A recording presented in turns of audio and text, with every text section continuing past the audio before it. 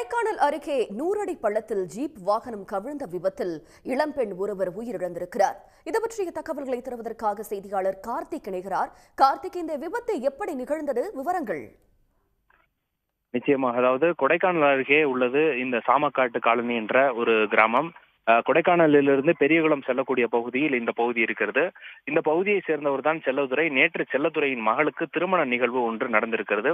இந்த திருமண நிகழ்விற்காக ஊட்டியை சேர்ந்த தீபிகா என்பவர் கொடைக்கானலுக்கு வந்திருக்கிறார். அப்போது செல்லதுரையின் மகன் ராஜசேகர் என்பவர் இந்த தீபிகாவை தன்னுடைய தோட்டத்து பகுதிக்கு அழைத்து செல்லும் போது எதிர்பாராத விதமாக நேற்று இரவு இந்த விபத்து நடந்ததாக கூறப்படுகிறது. இந்த விபத்தில் கிட்டத்தட்ட அவர் ராஜசேகரன் ஓட்டி சென்ற ஜீப்பானது கிட்டத்தட்ட 100 அடி பள்ளத்தில் கவிழ்ந்து விபத்துக்குள்ளாகி இருக்கிறது. இந்த விபத்தில் தீபிகா என்ற இளம்பெண் உயிரிழந்திருக்கிறார். மேலும் ராஜசேகரனை தற்போது மீட்டு முதல் சிகிச்சை கொடைக்கானலில் முடிந்து மேல் சிகிச்சைக்காக தேனி அரசு மருத்துவமனைக்கு அனுமதிக்கப்பட்டிருக்கிறார்கள். மேலும் இந்த தீபிகாவின் இழப்பு இந்த பகுதியில் பெரும் சோகத்தை ஏற்படுத்தியிருக்கிறது. மேலும் அந்த பகுதியில் போலீசார் மற்றும் தீயணைப்பு துறையினர் அந்த பகுதியில் இருக்கக்கூடிய வாகனத்தை மீட்கக்கூடிய நிகழ்வில் ஈடுபட்டு வருகிறார்கள்.